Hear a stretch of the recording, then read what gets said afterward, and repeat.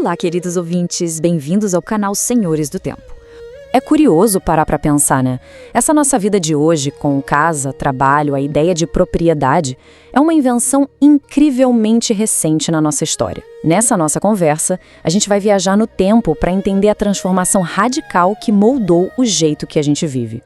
Pois é, essa é a pergunta que não quer calar. Durante, olha só, 99% da nossa história, a humanidade viveu de um jeito que a gente mal consegue imaginar hoje.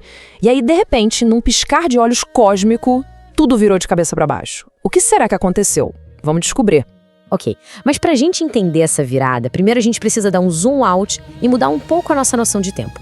Porque o que a gente costuma chamar de história, na verdade é só a pontinha de um iceberg gigantesco. Imagina só, se toda a história do nosso planeta fosse um período de 45 anos. A Terra surgiria no ano 1, certo? Os dinossauros só iam dar as caras lá pelo ano 43. E nós, os humanos modernos, a gente aparece nas últimas 4 horas. E a agricultura, que é a base de tudo que a gente conhece hoje, começou na última hora. É isso mesmo. Cidades, impérios, a internet, tudo, absolutamente tudo, é coisa de ontem em escala cósmica. E olha, se essa busca por conhecimento já anima, que tal começar apoiando essa nossa análise? Deixa aquele like pra gente. E o jeito que a gente aprende sobre esse passado tão longo, geralmente é com aquele conceito de pré-história, né? Basicamente, tudo que veio antes da escrita. Essa ideia, que ficou forte lá no século XIX, acabou definindo muito do jeito que a gente enxerga as nossas próprias origens. Só que tem um problema aí. Essa divisão é, no fundo, bem eurocêntrica.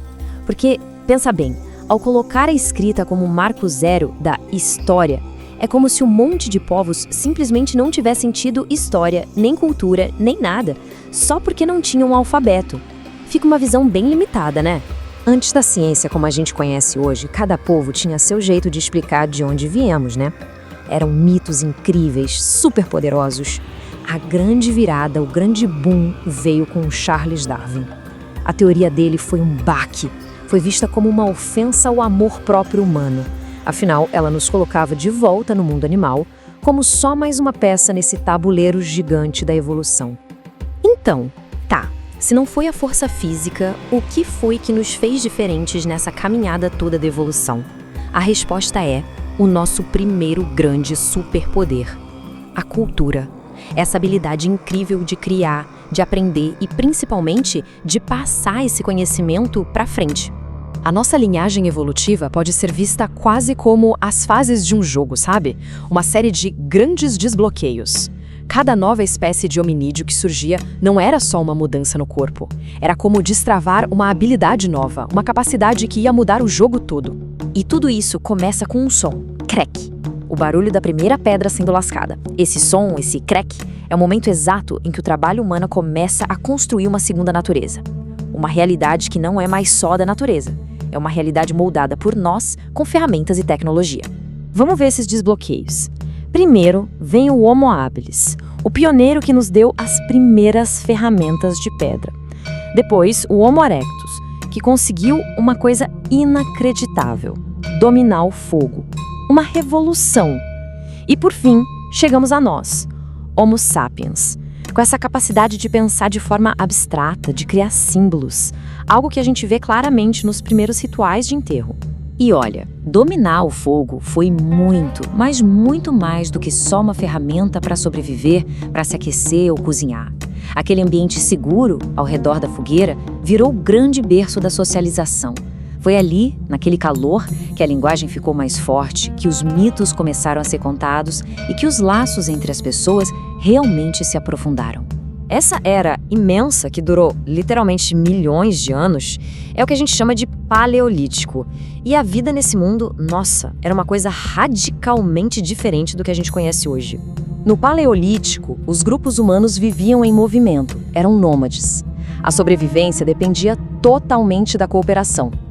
Imagina, a caça, a coleta de frutos, a defesa do grupo, tudo, absolutamente tudo, era feito em conjunto. Ninguém era dono de nada. Não existia chefe, não existia patrão. O que a natureza dava, ou o que o grupo produzia junto, era de todo mundo. É um mundo bem difícil da gente sequer imaginar hoje em dia, né? E a arte rupestre, essas pinturas incríveis nas cavernas, mostra uma coisa fundamental sobre nós: a necessidade de se expressar, de criar.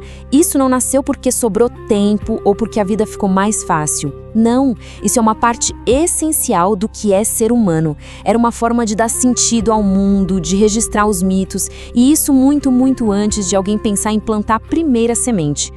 Então, recapitulando, por 99% da nossa história, a gente viveu assim de forma coletiva.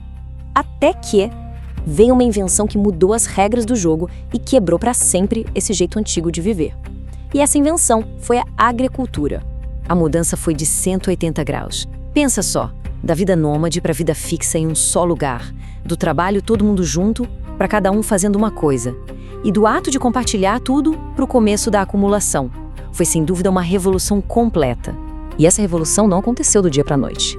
Foi tipo uma reação em cadeia. Primeiro passo: a agricultura gera mais comida do que o necessário. É o tal do excedente. Com comida sobrando, algumas pessoas não precisavam mais plantar. Isso abriu espaço para a especialização do trabalho. Terceiro passo: com cada um fazendo uma coisa, começa a surgir a ideia de posse privada. Esse é meu. E, por fim, o passo final: a propriedade privada acaba criando pela primeira vez na história uma hierarquia social bem definida. E essa mudança toda na economia teve consequências sociais gigantescas e um impacto bem específico sobre as mulheres. A filósofa Silvia Federici, por exemplo, argumenta que com o fim daquelas terras que eram de todo mundo, o trabalho feminino, em especial o trabalho de cuidar e gerar novas vidas, passou a ser visto como um recurso natural, um recurso a ser controlado. E foi aí que se originou uma nova ordem patriarcal. Gostaríamos muito de saber o que o pessoal pensa sobre isso. Deixem as opiniões aí nos comentários, por favor. Faltava uma última peça para montar esse quebra-cabeça. E essa peça foi o surgimento de novas tecnologias que foram usadas não só para produzir mais coisas, mas principalmente para controlar e dominar. A metalurgia, o trabalho com metais, foi o ponto máximo dessa especialização. Pensa bem, produzir bronze, que é uma mistura de metais, e depois o ferro. Isso não era qualquer um que fazia. Exigia um conhecimento técnico super específico que pouquíssima gente tinha. Isso criou uma nova elite, uma nova camada de especialistas. E aí a lógica é clara. Quem controlava a produção dessa tecnologia de ponta, principalmente das armas mais poderosas, ganhava um poder absurdo. Essa superioridade militar foi o que permitiu que pequenas elites firmassem seu domínio sobre grupos muito maiores. E foi assim que essa nova ordem social foi, digamos, cimentada. Se formou uma pirâmide, com uma pequena elite lá no topo, controlando a política, o exército, tudo. E essa elite era sustentada por uma base enorme de trabalhadores. Foi em cima dessa fundação, dessa desigualdade, que os primeiros estados foram construídos. Então, essa viagem toda nos mostra como a gente chegou até aqui. Desde aquele primeiro creque da pedra lascada até a sociedade super complexa do Estado. Mas a pergunta que não quer calar é: esse caminho era o único possível? Era inevitável? Talvez, só talvez, olhar para esse nosso passado tão profundo seja justamente a chave para a gente conseguir imaginar futuros diferentes. Deixem as últimas ideias nos comentários e até a próxima!